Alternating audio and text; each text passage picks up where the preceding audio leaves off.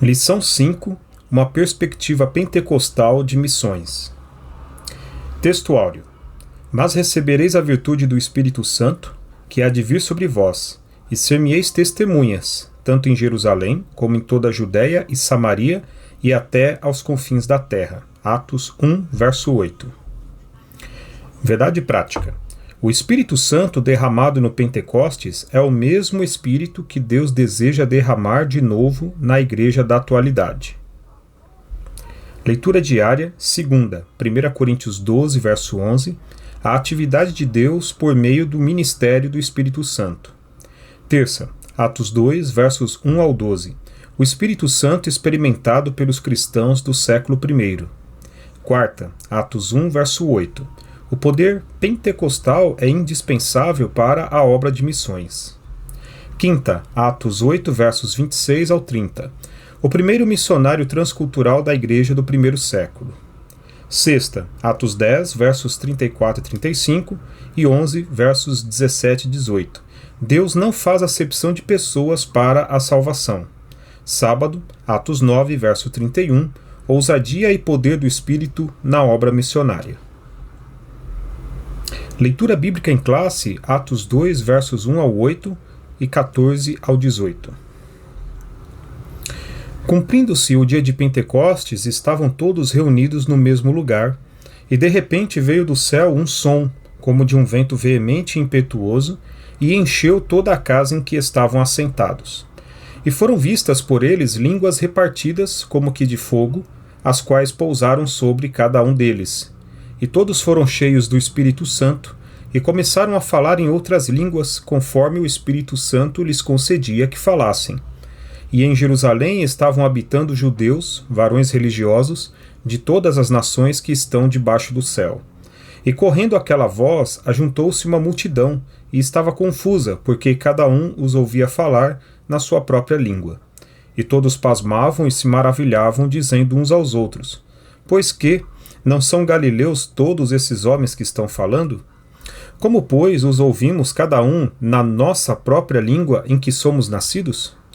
Pedro, porém, pondo-se em pé com os 11, levantou a voz e disse-lhes: Varões judeus e todos os que habitais em Jerusalém, seja-vos isto notório, e escutai as minhas palavras. Estes homens não estão embriagados, como vós pensais, sendo esta a 3ª hora do dia. Mas isto é o que foi dito pelo profeta Joel. E nos últimos dias acontecerá, diz Deus, que do meu espírito derramarei sobre toda a carne, e os vossos filhos e as vossas filhas profetizarão, os vossos jovens terão visões, e os vossos velhos sonharão sonhos. E também do meu espírito derramarei sobre os meus servos e minhas servas naqueles dias, e profetizarão. Comentário. Introdução. Uma característica notável do movimento pentecostal desde o seu início, na virada do século passado, tem sido a paixão por evangelismo e missões. Nesta lição, estudaremos algumas características que marcam o trabalho pentecostal em missões, uma marca da obra do Espírito Santo nestes últimos dias. Tópico 1. Uma perspectiva pentecostal de missões. Ponto 1. Somos evangélicos. Historicamente, o evangélico é conhecido como alguém que enfatiza 1. O compromisso pessoal com Jesus a partir do novo nascimento, 2. A autoridade bíblica e 3. O apelo de anunciar a Cristo aos outros. Basicamente, esses princípios são o que os evangélicos têm em comum. Eles tornam-se num impulso evangélico com raiz histórica na tríplice ênfase da Reforma Protestante. 1. A autoridade das Escrituras. 2. A salvação pela fé.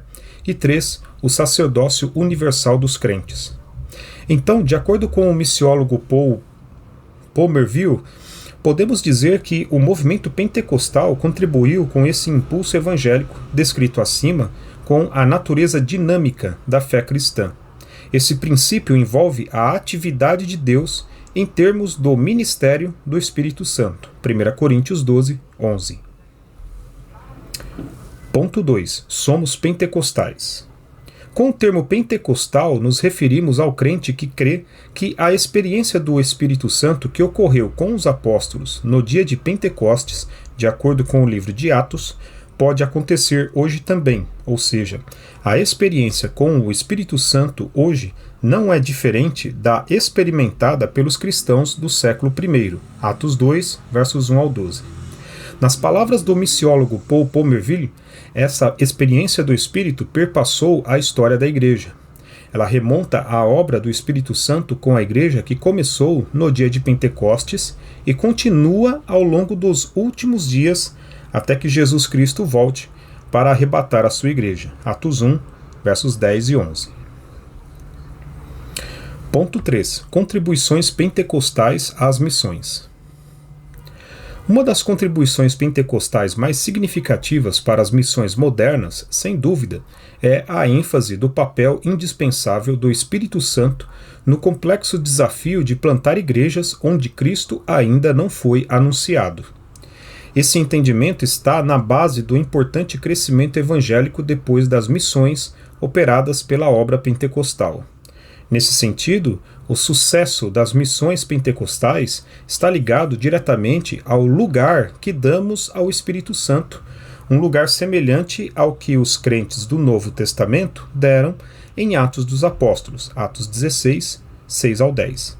Assim, podemos dizer que somos evangélicos pentecostais, pois, para além de afirmarmos todos os princípios que os evangélicos afirmam, para nós é inegociável e indispensável o poder do Espírito na prática das missões.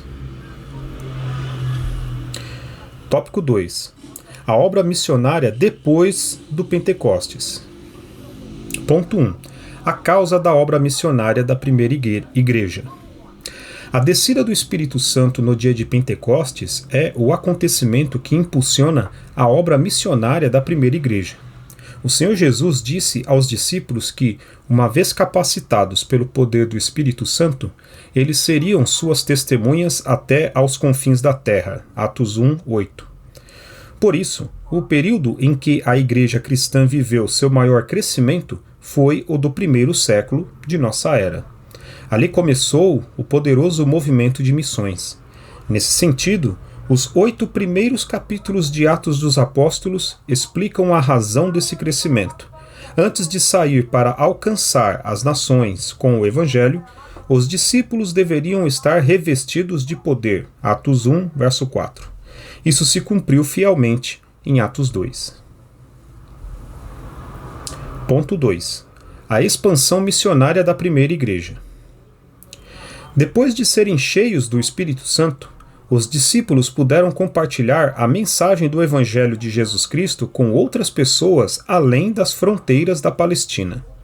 O livro de Atos dos Apóstolos relata, de forma detalhada e precisa, o avanço missionário da igreja do século I. Embora o livro de Atos destaque a atuação do apóstolo Paulo, considerado o maior missionário da igreja primitiva, 1 Coríntios 16, versos 8 e 9, pois ele estabeleceu igrejas nas 4 províncias romanas, Galácia, Macedônia, Acaia e Ásia, também estão registrados trabalhos importantes de outros homens e mulheres de Deus, tais como Barnabé, Pedro, Silas, Filipe, João Marcos, Apolo, Áquila, Priscila, etc.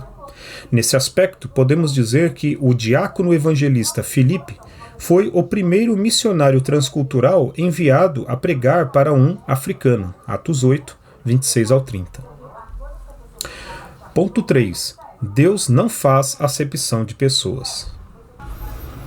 O apóstolo Pedro, um missionário cheio do Espírito Santo, reconheceu que todos os seres humanos são alvos do amor de Deus. Atos 10, 34 e 35, 11, versos 17 e 18. De perseguidor dos cristãos, Paulo se tornou o apóstolo dos gentios. Atos 9, 15 e 16, 1 Timóteo 2, 7, Tito 2, 11. O apóstolo João relata que Deus se interessa pela salvação de todos os homens. Apocalipse 5, 9, 10 e 13, 7, verso 9, 11, verso 15. Com esse entendimento a respeito da natureza ilimitada do plano de salvação de Deus para os homens e impulsionada pelo Espírito Santo, A missão da primeira igreja atingiria a escala mundial. Podemos ver isso no ministério de Pedro com o centurião Cornélio, Atos 10, o trabalho de Filipe, Atos 8, a igreja missionária em Antioquia, Atos 13, 1 ao 3, bem como em Roma e outras regiões longínquas com o ministério apostólico de Paulo, Romanos 15, 22 ao 29. Tópico 3. A ação do Espírito Santo e a obra missionária. Ponto 1. A função do Espírito na obra missionária. Dentre as muitas funções do Espírito Santo estão as de ungir, inspirar, separar e enviar homens e mulheres para os 4 cantos da terra como missionários do Senhor. Por isso, a obra missionária é uma tarefa ligada à ação exclusiva do Espírito Santo. Vemos esse princípio com o nosso Senhor Jesus, que foi ungido pelo Espírito Santo para o exercício do seu ministério. Isaías 61, 1 ao 3, Lucas 4, 17 ao 20. Em outro momento, o Espírito Santo não permitiu que os apóstolos ficassem envolvidos com problemas sociais e quaisquer outras atividades que não fosse a evangelização. Atos 6, 1 ao 4. Os cristãos primitivos, por seu turno, eram fiéis em suas contribuições, Atos 4, 32, o que proporcionava condições para que os apóstolos tivessem mais ousadia e poder do Espírito Santo para pregar a palavra de Deus, Atos 9, 31. Ponto 2. O Espírito Santo capacita para a obra. O Espírito Santo é quem escolhe e envia missionários para anunciarem as boas novas de salvação ao mundo. Atos 8, 29, 13, verso 2, 20, verso 28. Em Atos 16, temos uma revelação clara de como o Espírito Santo deseja que a ação missionária seja realizada. Atos 16, versos 4 ao 7. Nesse sentido, o Espírito Santo também é o instrutor dos ministros da palavra de Deus no exercício da proclamação da mensagem no campo missionário. 1 Coríntios 2, 1 ao 18. Não por acaso, a ação do poder do Espírito Santo na igreja é a característica mais surpreendente no livro de Atos, a ponto de o livro ter sido chamado de Os Atos do Espírito Santo. Tanto o ministério público de Jesus quanto o ministério público da igreja primitiva foram iniciados sob a experiência do Espírito Santo. Ponto 3. Deus age por meio do Espírito Santo. Na obra Verdades Pentecostais, CPAD, o pastor Antônio Gilberto descreve a assistência do Espírito Santo na obra missionária. Ele mostra que o Espírito Santo escolhe, envia, capacita e direciona os evangelizadores. É o que observamos no livro dos Atos dos Apóstolos, quando o Espírito Santo age na vida da igreja. Ali fica claro que o Deus da Bíblia não é o deísta, isto é, impessoal, que se encontra longe do seu povo, mas ele intervém de modo que deseja estabelecer um relacionamento vivo com a sua igreja pelo poder ativo do Espírito Santo. Atos 17, 28 ao 30. Assim, a igreja que dá espaço para a atuação do Espírito Santo será um celeiro de evangelismo, com eficácia e direção divinas. Portanto, essa perspectiva de atividade do Espírito direta na obra missionária é uma ênfase dos pentecostais. Conclusão.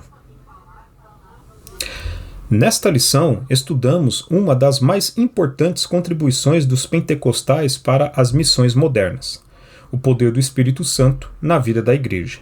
Vimos que assim ocorreu no ministério terreno de Jesus, bem como o ministério terreno da igreja primitiva. Tudo isso nos mostra que é indispensável para qualquer projeto missionário que toda obra comece e termine sob o poder e direção do Espírito Santo.